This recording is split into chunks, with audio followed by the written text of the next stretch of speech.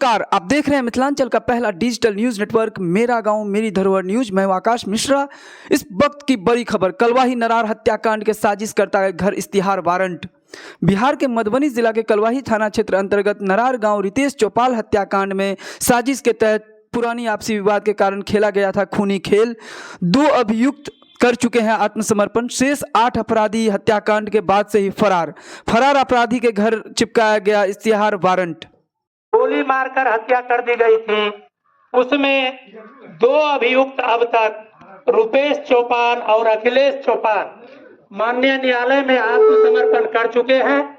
बाकी दिनेश चौपाल, राजलाल चौपाल, रामलाल चौपाल, रुदल चौपाल, अनित चौपाल, बिहारी मंडल और इंद्रकांत चौपाल, रुदल चौपाल, ये सभी 8 व्यक्ति अभी भी अपनी गिरफ्तारी से बचने के लिए भागे फिर रहे हैं।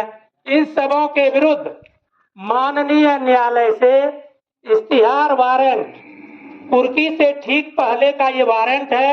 इसमें सख्त हिदायत दी जाती है कि यथाशीघ्र माननीय न्यायालय में सभी 8 व्यक्ति आत्मसमर्पण कर जाएं, अन्यथा इन लोगों की चल एवं अचल संपत्ति, चल संपत्ति जो घर की संपत्ति होती है वो सारे, और अचल संपत्ति जमीन जायदाद, ये सारे जब्त कर लिया जाएगा अगर इश्तिहार के बावजूद भी वो शीघ्र हाजिर नहीं होते हैं।